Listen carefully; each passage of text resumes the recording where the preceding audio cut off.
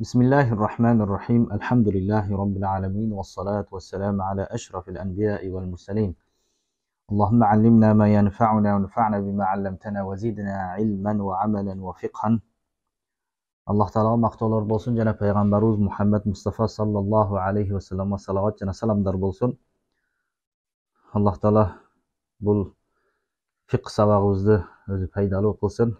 Jana algan ilmi özü Allah Teala da paydalı kılsın.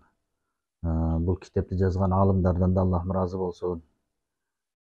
Бүгүнкү сүйлөшө турган сабагыбыз бабу салатил мусафир, yani musafir адамдын намазы жөнүндө болот. Yani сапар жөнүндө болот. Негизи сапарга байланыштуу маселелер, качан канча болсо мусафир болот, сапарда кандай кылып намаз окуш керек, касыр намазы жөнүндө ушуга байланышкан маселелер болот. Негизи жалпы эле özü bu жерде musafir деп жатабыз. Musafir, musafara деген сөздөн чыккан. Musafaranın isim faili болуп жатат негизи. Бул өзү сафр деген сөздөн чыккан. Сафр деген араб тилинде кашф деген маани билдирет. Себеби сапарда адамдардын хулк мүнөзү билинет. Сапарда бул кашф деген бул китеп, yani yakşifu an ahlaqir rijal. Себеби ошол сапарда кишилердин хулк мүнөзү болот. Yani мусафара деген негизи эки адамдын ортосунда болгон негизи нерсени айтылат. Бул бап. Yani бул сапарда себеби көпчүлүк эки адам болсун, үч адам болсун, бир шерик менен чыгылат көп абалда. Ошол шерик менен чыгылганда сапарда кыйынчылык болот. Ошол кыйынчылыкта адам башка адамга болгон мамилеси, анын кандай экендиги сапарда билинет. Ошондуктан burada salaf salihtarda bir adamды bilgin kele turgan bolsa, al adam менен сапарга чыгып көр дейт. Бүгүн негизги ошол бүгүнкү темабыз ошол сапар бабы, сапар кылуу. Өзү сапар дегенде белгилүү bir масафаны, белгилүү bir жерди ошол басып өтүүнү айтылат негизги. Ушуга байланышкан фикхи өкүмдөр болот. Ошол сапарга байланышкан фикхи өкүмдөр бар. Биздин өкүмдөр өзгөрүп кете турган, фикхи өкүмдөр өзгөрө турган, 4 рекет намазды 2 рекет кыла турган, жана орозо кармабай турган, орозо кармабастык мубах боло турган, жана мастыбызга 72 саат мас тарта турган өкүмдөр сапар кандай сапар болот десе, акаллу сафарин татагайяру бихил ахкам. Yani өкүмдөр ал менен өзгөрө турган сапардын эң азы Masiratu 3 ayyamin min aqsar ayyamis sene deydi. 3 gündük jol boluş керек экен. 3 gündük joldu niyet kılıp çıga turgan bolsok, ошол бул жыл күндөрүдөн болгон. Жыл күндөрүнүн кыска күндөрүнүн, ошол жылда кээ бир күндөр узун болот, кээ бир күндөр кыска болот. Ошо bir жылдын ичиндеги эң кыска күн 3 күндү 3 күндүк жерге ниет кылып чыга турган болсоңуз, ошондо өкүмдөр өзгөрөт экен. Намаздарды касыр окуйбуз. Эгер орозо кармап жаткан болсо, орозоңузду ачышка уруксат берилет кааласаңыз. Бул ошол 3 күндүк жолго бисайрин васатин ма'ал истирахат. 3 күндүк жол болуш керек экен, орточо жүрүш керек экен. Ошол жөө жүргөнүңүздө, же болсо баягы кербен жүрүш, кербен жүрөт. Ошонун жүрүүсүндө 3 күн жүрө турган болсо, ортодо эс алуулар менен күндүзү жүрөт болгон. Yani 3 күн дегенде ошо 3 күн түнү күн жүрүлбөйт ал жакта. Ошол кечелер эс алат, гостиницага түшүп эс алып, шамдан кийин эс алып, бамдатка чейин, бамдатта күндүзү жүрүп, жана ошо намаздарга токтоп, тамактанууга токтоп, ошондой кылып, муктаждыктарга токтоп, ошондой кылып 3 күн жүрө турган жолго ниет кылып чыга турган болсо, анда мусафир болуп калат. Ошо мусафирга айланат негизи. Yani bu ortaço жүрүш дегенде wal wasatu sayrul ibil wa mashul aqdam fil barri fil jabal bima yunasibuhu wa fil bahri i'tidalur rih. Yani ortaço жүрүш дегенде төөнүн жүрүш экен. Төө секин жүрөт. Кээ бир баягы аттар болот, ал тез жорго аттар же башкалар тез жүрөт, бирок бул жерде төөнүн жүрүшү болот.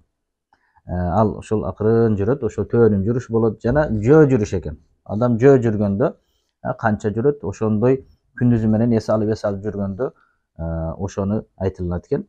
же болбосо тоодо боло турган болсо тоого өзүнө жараша болот экен эсеп. Тоодо себеби ал жака көтөрүлүш бар, тоодон түшүш бар. Ошондой кылып ал 3 күндүк жол баягы тоо тегиз жолдон жүргөнүңүздө 3 күн боло турган болсо, тоо менен жүргөндө ал 2 күн, 4 күн, 5 күн болуп кетиши да мүмкүн. Тоодо кыйынчылык болуп.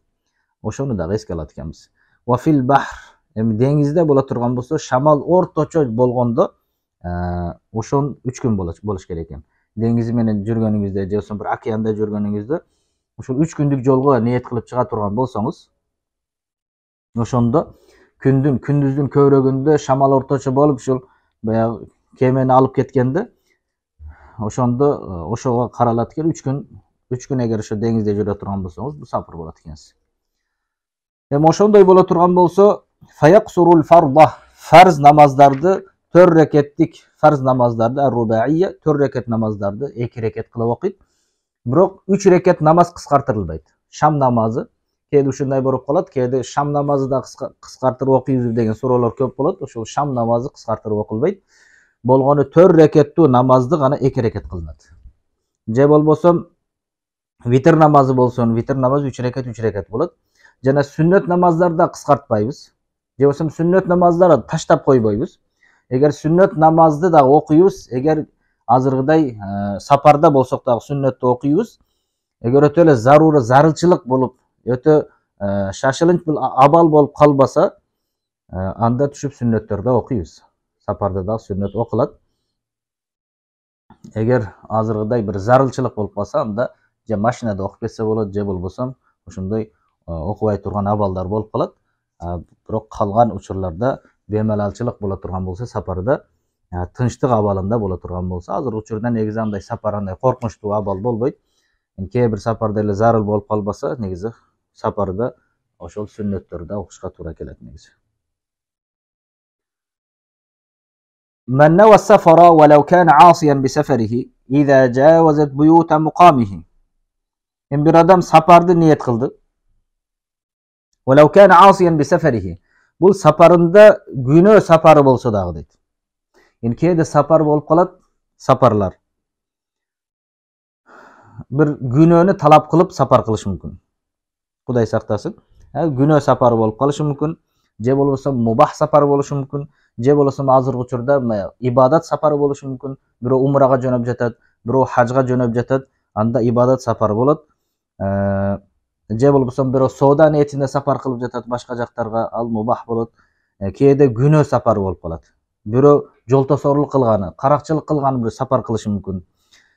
Же болбосо бир зына кылганы, Кудай сактасын, сапар кылышы мүмкүн. Же жана башка бир günö niyetinde sapar kıla turgan bolsa, anda günö saparı bolot. Ошол биздин мазхабта сапарга чыга турган болсо, азыр кандай ниетте болбосун, ошол 3 күндүк жолго чыга турган болсо, ошол фикхи өкүмдөр өзгөрө берет ал кишиге. İza javazat buyuta muqamihi, özünün жашап турган айылынын, özünün жашап турган шаарынын ошол акыркы чегиден, акыркы үйдөн ажырагандан баштап мусапирге айланат. وجاوز أيضا ما اتصل به من فنائه жана шаарга же ошол айылга тиешелүү болгон жерлер болуп калат. Ошо шаардын айланасындагы шаарга байланып турган же шаарга тийип турган жерлер болот. Ал жерлер дагы негизи шаардын өкмүндө болот. Ошол жерлерден эгер өтүп кете турган болсо, ошол жерден чыккандан баштап анда ошол мусапирге айланат негизи. وإن انفصل الفناء بمزرعة أو قدر غلبة لا يشترط مجاوزته. Азыр айттык фина деп негизги шаарга тийип турган, бирок шаардын элиге, шаардын бир элин кызыкчылыгына байланып турган жерлер болот. Ошол жакта мисал баягы шаардын улактарын өткүзө турган бир жерлер болушу мүмкүн, шаарга байланышкан бир стадиондор болушу мүмкүн.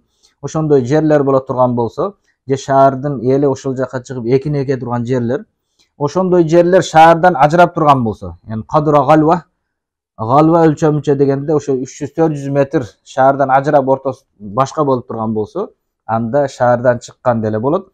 Баягы мазраа эгин таладан же болбосо азыркыдай шаарга майрамдары же болбосо башкалар өткүзө турган жерлерден өтпөсө дагы анда мусафир болуп кала берет. Шаардан ажырап турган болсо, бирок шаарга байланып турган болсо, анда ошол жерден дагы өткөндөн кийин мусафир болот экен негизи.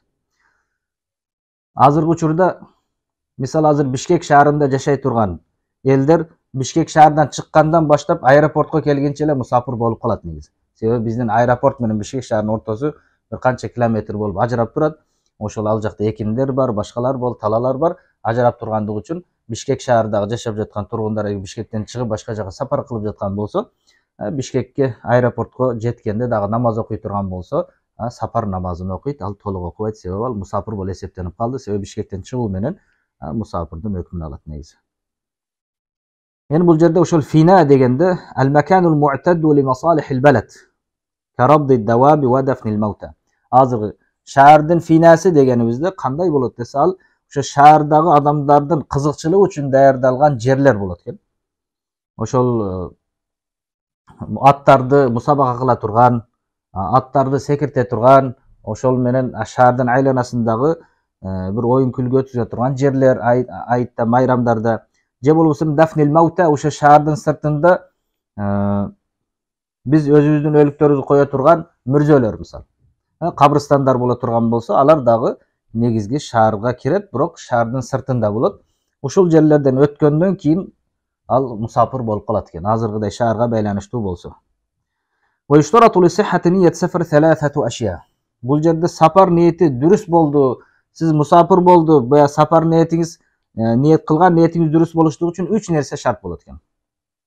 Сиздин сапар ниети дүрүс болуштугу үчүн 3 нерсе шарт болот. Биринчи al-istiqlalu bil hukm. Al-bulugh wa adam nuqsan muddat safar an 3 ayyam. Al-istiqlalu bil hukm degende bul жерде ошол өзүңүз өкүм кыла турган болушуңуз керек экен. Бул деген сапарда сиз башка бирөөгө таби болбостуңуз керек экен, башка бирөөгө ээрчиген болбостуңуз керек экен сапарыңызда. Ага да бул жакта мисал алып келебиз. Негизги бир баласы болсо, мисалы бир адамдын балдары менен чыккан болсо, бала атасына же энесине ээрчийт ниетинде. Ошол атанын ниети балдарга да өтөт. Же болбосо бир аскер башчы, капитан же генерал боло турган болсо, анын артында бир армия турган болсо, башка жака сапарга чыккан болсо, ошол армия менен ошол генералдын ниетиге жараша болот. Же болбосо ошо президент бир делегация менен чыккан болсо, ал жерде ошол президенттин ниетине жараша болот. Ошол ал жерде кандай болуштугу ошол алардын ниетине жараша болот. Ошондуктан бул сапарды ниет кылуу ошолордун ниетиге карап болот негизи. Же болбосо күйөөсү менен аялы чыга турган болсо, күйөөсүнүн ниетиге каралат бул жакта. Ошондуктан бул жерде al-istiqlalu bil hukm деген, эми өкүм менен өзүнчө мустакил болуу дегенде, ал башка бирөөгө ээрчибеген, башка бирөөдө ээрчип кетип жаткан болбостук керек экен. Жана ал балагатка жеткен болуш керек. Жана 3 күндөн аз болуп калбастык керек экен. Эң негизги нерсе бул жерде биздин мазхабтагы сахих каул Абу Ханифа рахматуллахи алейхтен келген 3 күндүк жол болуш керек. 3 күндүк жол болуш керек. Ошол 3 күндүк жолду ниет кылып чыга турган болсо, анда ошол мусафирга айланат негизи. فلا يقصر من لم يجاوز عمران مقامه أو جاوزه وكان صبيا أو تابعا لم ينوي متبوعه السفرة كالمرأة مع زوجها. Özünün aylının, özünün şarının üylörüdön çıkıp ketelek adam, je bolboso, üydön oşol çıkkan bolso, aylıdan ajragan bolso dagı, bирок жаш bala bola turgan bolso, sabiy bolso, balagatка жетпеген bolso, je başka bir adamga ээрчиген bolso, anın ээрчиген adamı sapardı niyet kılelek bolso, sapardı niyet kılbagan bolso, misal ayal kişi menen kүйөөсүнө окшош, anda al kasır namaz okuyt eкен. Kasır namaz okuyt. Misal bul жерде bir ayal kүйөөсү менен аэропорт жака чыкты, бирок kүйөөсү сапар кылыш ниети жок. Аэропортко барып эле кайтам деди. Ал 3 күндүк жол эмес да аэропорт. Аэропортко барып эле ошол кайтам деди, бирок аялы ойлоп жатат, биз сапар кылып кеттик башка жака деген. Ошондо эки ойдо чыга турган болсо, ошондо ал мусафир болуп калбайт экен негизи. Аялынын ниети бул жерде өтпөй калат. Ал жолдо кетип жаткан болсо да касыр окубайт, ал жерде намазын толук окуш керек. Kүйөөсүнүн ниет болот бул жерде. Kүйөөсү менен чыккан болсо. Же жаш бала боло турган болсо, шаардын сыртына ошондой чыккан, ниет кылып, бирок азырында саби, кичинекей, балагатка жетпеген кичинекей балдар болсо, алардын ниети да өтпөй калат негизи. Vel abdi ma'a mevlahu deydi. Jana kul adam, men burada kulçuluk zamanında şu kul adam özünün kojoyunu menen sapar kılgan bolsa, kuldun dagı niyeti ötbey kılat, kojoyundun niyetiga qarab baylanışlı bolat. Vel jundi ma'a amirihi, jana asker özünün asker başçısına qarab bolat ekan. Aw nawiyan duna thalatha je bolbosam 3 günden az kündü niyet kılgan bolsa, 1 günlük jolga niyet kılıp çıkkan, je 2 günlük jolga niyet kılıp çıkkan bolsa, anda şariattagı musafir bolup kalıp aytayım. Al negiz sapar kıldı dep aytılına beret, biroq şariattagı musafir deyiştigi üçün azırgı şartlar boluş gerek eken. Şariattagı hökümдөр özgörө turgan musafir boluştuğu üçün uşul azırgı aytılgan şartlar boluş gerek söz. Wa tu'tabaru niyatul iqamati ve seferi min al-asl duna taba'i dedik şonduktan. Bu jerde muqim boluştuk, bir jerde jerikli boluştuk, je saparga çıkıp ketүү niyet oşol asıldan eske alınat. Azırgıday küyösüdөн, kojoyundan, asker başçıdan, ağı erçigenlerden eske alınbayt al. Erçigen adamdын niyeti ötpey. Alardı baştap ketip жатқан adamdын niyeti bolat. İn alima niyetel metbu'i fil asah. Eger azırgı erçip ketip жатқандар erçilgen adamdын niyetini bilgen bolsa dagı, bul jakta alardын niyeti ötpeyt. Birinci negizi oşol asıldardын niyetiga karaş gerek. Vel qasru azimetun indana. Jana bizdegi da bir mesele, özü qasr kılуу, bizde namazdı 2 reket kılıp okuyubuz deybiz. 2 reket saparda 2 reket okuyubuz, qasr kılabız, qısqartıp okuyubuz. Oşol bizde azimet var. Yani bizde şariatımızda azimet var, ruhsat var. Yani şariatımızda jеңилчил ruhsat var. Bizge hazır saparda jursek, oruza karmabastan oruzu açsak bolat. 72 saat mastıga bas tartsak bolat. Oşondoy ruhsatlar var. Biroq negizgi namazды 2 reket kılıp okuu ruhsatga kirбейт экен. Bul azimat bolat экен. Negizi bizde saparda bizge 2 reket farz kılıngan namaz. 2 reket al ruhsat bolбойт. Ошондуктан сөзсүз ал 2 reket okuşubuz gerek. Biz 2 reketten көп okuy turgan bolsok günökör bolobuz. 4 reket okupay öreyin, wagt kengiri, kıyınçılık yok desek dagı günökör bolup kalabız. 2 reket okuşubuz gerek. Fa iza atamma rubaiyete qa'ada al-qu'ud al-awwal sahhat salatuhu ma'al karaha demişler. Eger 4 reketi toluktasa, ortodagı attahiyatga oturgan bolsa namazı dürüst bolat. Namazı toluk bolat deybiz, biroq makruh bolat. Sebebi salamды kechiktirdi, 2 rekette al salam beriş gerek edi. Namazını bütürüş gerek ele. Al namazını bütürbey toluktap 4 reket okuy turgan bolsa makruh menen, yani günökörlük menen namazды bütürgen bolat. Wa illa al jerde attahiyatın kölömünçe oturbagan bolsa, yani ortada qadaga oturbagan bolsa, anda namazı da dürüst bolbay kalat eкен. 4 reket peşinden farzını okugan bolsa 2 reket ortada okugandan keyin oturup attahiyatты okup kayra turup 4 reket ulantkan bolsa saparda жүрүp namazı dürüst bolat eкен. Oşul 2 reketin ortasında oturbasa, anda namazı dürüst bolbay kalat eкен. İlla iza nawal iqamata lamma qama lis-salisah. Bir gana uşul uçurda gana namazı dürüst bolat eкен. 3-nji reketke turganda oşol jerde boldu men saparda muqimdukты niyet kıla turgan bolsa, anda sapardan çıkıp muqim bolup kalat. Al kişiге 4 reket namaz farz bolat, namazı içinde ele. Şu namazı dürüst bolup kalat şunda. Ve la yazalu yaqsuru hatta yadkhula misrahu. Jana uşul hazır musafir boydan türöret. Musafirдин hökümdörünü alıp uşul musafir boydan turat. Yaqsur hatta yadkhula misrahu. Kayra özünün şaharına qaytıp kelgenge çeyin. Bişkekten sapar kılgan bolsa oşko, kayra Bişkekке kelgenge çeyin al musafir boydan turat. Bişkekке kayra kirgende musafirliği toktaytan. Aw yanwiya iqamatahu nisfa shahrin bi beledin aw qaryatin. Je bolbosam bir şaharda, je bolsam bir ayılda 15 gün turunu niyet kılgan bolsa, oşonda musafirden çıkıp muqim bolat. Bişkekten sapar kılgan bolsa, oşto 15 gün turam degen bolsa, anda oşko baruu menen oşol jerde namazын toluk okuy beret. وقصر إن نوى أقل منه أو لم ينوي وبقي سنين. Hem kıska kılıp namazını okuy beret. Eger al 15 günden azdı niyet kılgan bolsa, 2 cuma bolsa dagı negiz 14 gün bolat, 15 günge jetpeyt, anda da kasır kılıp okuyt. Je bolbosa eçteken niyet kılbaptır. Bir jaka sapar kılgan, erten ketem dep tursa işi bitpey jeter, dokumentleri bitpey jeter. Dokument bütse ketem dep niyet kılbay жүрген bolsa, al jerde 3-4 ay tursa dagı köp 5-6 ay bolo 1 yıl tursa dagı al jerde kasır kılıp okuy beret. Al musafir boydan turat. ولا تصح نية الإقامة ببلدتين لم يعين المبيت بإحداهما. Jana iqomat muqimlik niyeti durust bo'lmaydi, ikki shaharda niyat qilgan bo'lsa. Al yerda qaysi shaharda tunashligini niyat qilmagan bo'lsa, dayin qilmagan bo'lsa, anda al muqimlik niyati o'tmaydi ekan. Ha, bir ikki shaharga bordi. Ikki shaharda niyat qildi. Borganda ikki shaharga da baram desa, o'shol 15 kunda. Biroq qaysi shaharda tunashligini al yerda niyat qilmagan bo'lsa, dayin qilmay turgan bo'lsa, anda muqim emas, musafir bo'lib qoladi. Ошондуктан эки шаарга бара турган болсо, кайсы жерде түнөштүгүнү такташ керек, аныкташ керек ал жерде. Wala fi mafazatin li gayri ahli al-akhbiya. Jana ошондой эле икамат ниети, муким болуштук ниети дурус болбойт, чөлдө. Бир эчтеке үй жок, шаар жок, айыл жок жерде эле, тоо ташта эле ошол жерде ниет кыла турган болсо, ал ниет өтпөйт экен. Ал ниет айылда болуш керек, же бир шаарда ниет кылыш керек экен. Ушул жерде мен 15 күн турам деген ниет кылыш керек. Bir gana баягы жайлоого чыгып, ошол жакта жайы менен жайлоолоп келе турган коюну, малын алып чыгып, ошол жакта багып, ошол жакка боз үйлөрдү тигип, чатырлар тигип жашай турган адамдарга гана уруксат экен.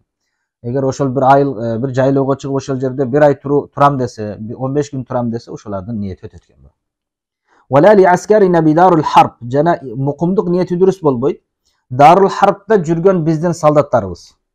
Биз менен согушуп жаткан, мусулман эмес болгон мамлекет боло турган болсо, биздин аскерлер кирип ушул жакта жүргөн болсо, себеби алар ал жакта 15 күн турам десе дагы ниет өтпөй калышы мүмкүн. Себеби эртең эле алар кайтышы мүмкүн, эртең алар жай жеңилип калышы мүмкүн, же жеңиши мүмкүн. Бизге анык болбогондугу үчүн алардын ниети дагы кетиш, кетпестиктин ордунда. Ал жерде туруу, турбастык ниет так болбогондугу үчүн алардын ниети да өтпөйт. Kança жүрсө дагы алар мусафир болуп калат, касыр окуй берет намазын.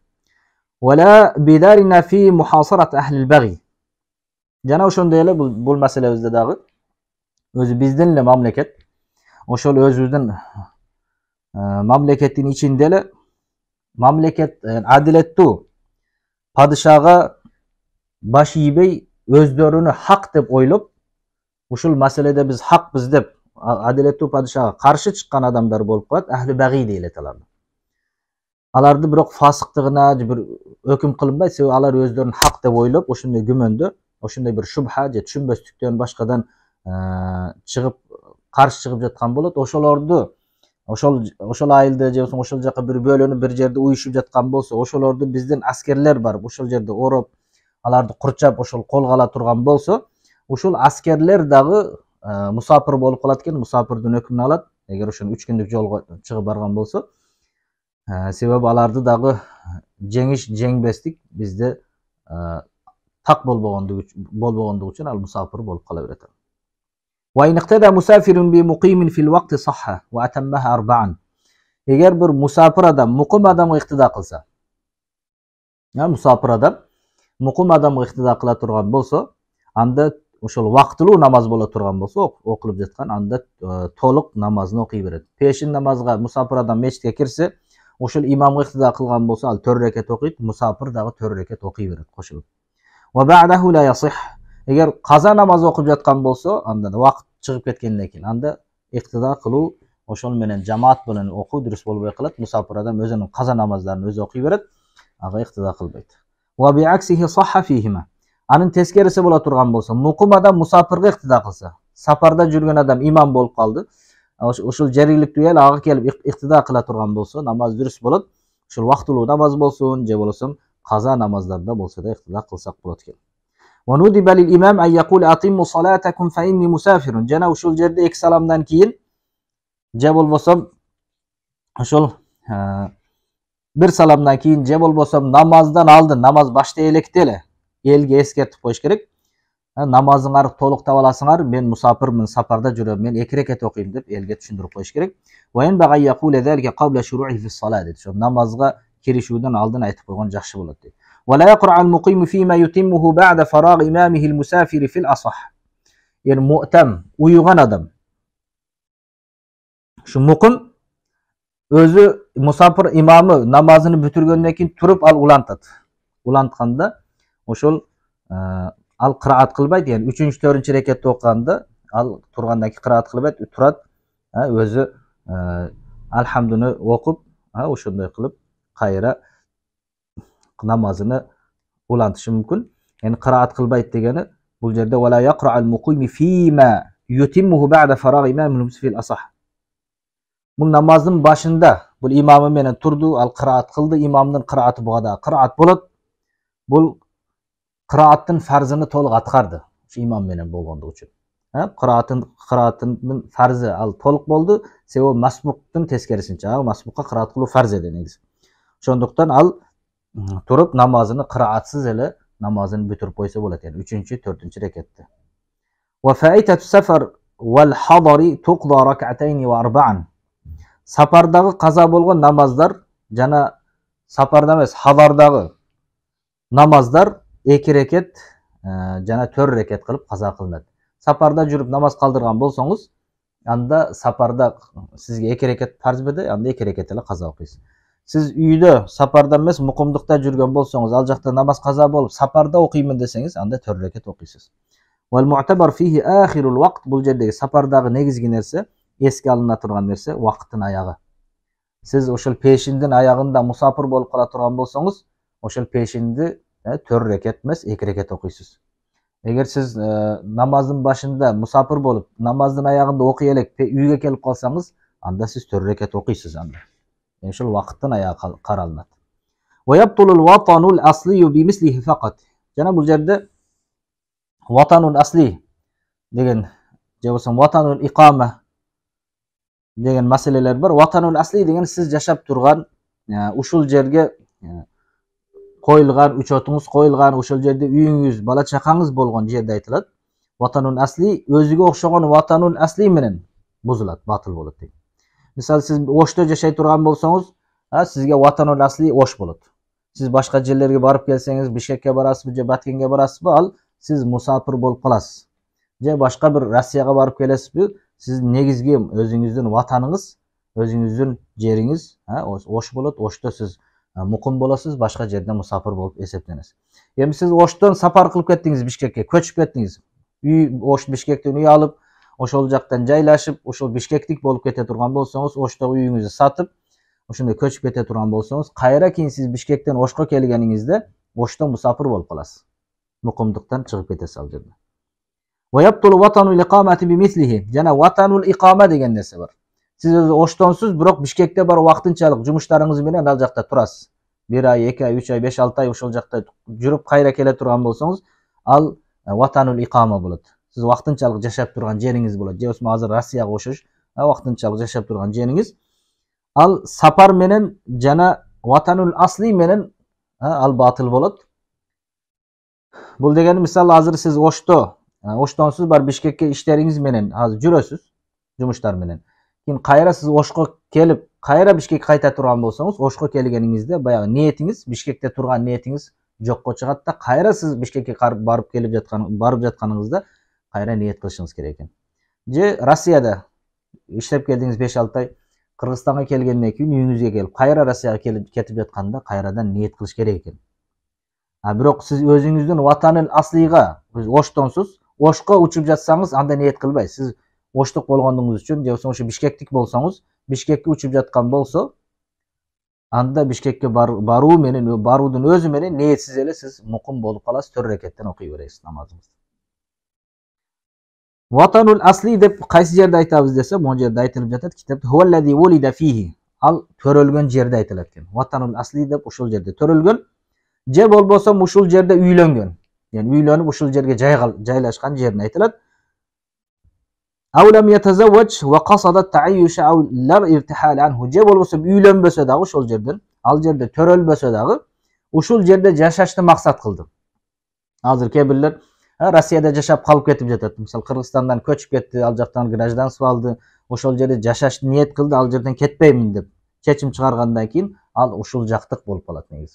O'shol yerlik bo'lib qoladi tag'i, ham Qirg'izistonga kelsa, al musofir bo'lib qoladi negiz. O'shol joqda chechgan bo'lsa, yashaydi, bu joqqa kelmayman degan niyat bo'lsa, anda o'shol joqtiq bo'ladi. Al qayra Qirg'izistonga kelganda musofir bo'lib qoladi. Yani vatanul iqomat vatani deb qaysini aytiladi desa, mavdi'un nawal iqomat fihi nisfa shahrin fama fawqahu deb. Bu bayaq 15 kun, 15 kundan ko'p turuunu niyet kılgan yerde aytıladi. Misal okuwga kelip jatat, azыр Egipetke kelip, misal al jerde 5-6 ay, 1 yıl жашап кетип жатат. Бул жерде мисал икамат ватаны болот. Же болсом кээ бирлер башка бир жерлерге барып окуп келип жатат. Ал икамат ватаны дейилет. Ошону икамат ватаны себеби ал вактынчалык жашап турган жерин айтылат. Ал жакта бая калуу, ушул жерде жашап калам деген ниет жок аларда. ولم يعتبر المحققون وطن السكنة. Жана бул жерде сүкүнө, ватаны сүкүнө деген дагы жер бар. Ошол бул жерде ошол мухаккик биздин өзүбүздүн баягы мухаккик жакшы изилдеген алымдарыбыз ал ватаны сүкүнаны өзү эске алышпаган. Бирок бул жерде эске алышпаса дагы, бирок ватаны сүкүнө деп кайсыны айтабыз десе, وما ينوي الإقامة فيه دون نصف شهر, yani 15 күнгө жетпеген, yani 14 күн же болсом 10 күн же болбосом bir жума турууну ниет кылган болсоңуз, bir айылда же болсом bir шаарда сиз ал жерде мусапир боло бересиз, бирок ошол жерди ватаны сүкүнө дейилет. Bir жумага bir жерге барсаңыз, мисал Бишкектен Ошко bir жумага барган болсоңуз, ошол Ош сизге ватаны сүкүнө деп аталат шариятта. Эгер Ошто bir ай турууну ниет кылган болсоңуз, ватанул икама деп аталат. Эгер сиз Бишкектен Ошко көчүп кеткен болсоңуз, биротоло көчүп кеткен болсоңуз, ватанул асли деп аталып калат. Ушуну 3 ниетиңизге карап 3 түрдүү аталышы мүмкүн болот бул жерде. Жана бул жерде bir маселе, азыр негизи мусапир болгондо канча километр болуш керек, канча жүрүш керек деген маселе дагы бар бул жакта. Бул сапар боюнча азыр 3 күн дедик негизги. 3 күн. 3 күндү ниет кылыш керек дедик. Эми азыркыда километр менен канча болуп калат, канча басыш керек делгенде, bir күндө негизги адам bir saatта жүрүшүнө карап болот. Мисалы bir күндө жүрө турган болсо, канча жүрүүсүнө карап. Ошондо азыркы 2 риваят болгон. Мисалы 120 километр же болбосом 91 километр деген риваяттар болгон. Ошол жүрүүсүнү эсептеп. Мисалы 3 күндө орточо жүрсө, кечелери эс алса, күндүздөрү намаздары, тамактануудан башка маалда жүрө турган болсо, канча жүрөт? Ошого карап, негизги 90 километр же болбосом ошол 100 километр, 120 километр деген риваяттар болгон. Бул ошол жакта ошол адамдардын жүрүүсүнө карап болгон. Ошондо кийин километрден талаш маселелер чыккан. Бул өзү негизги асыл нерсе күн. Yani 3 күндүк жолду ниет кылыш керек. 3 күн азыр километрлер менен айырма кылыш мүмкүн. Негизги азыр биздин Кыргызстандын муфтиятында да фатва ошол 120 километрге болгон. Ошол 120 километрге азыр амал кылып келип жатат негизи. Wallahu a'lam bis-sawab.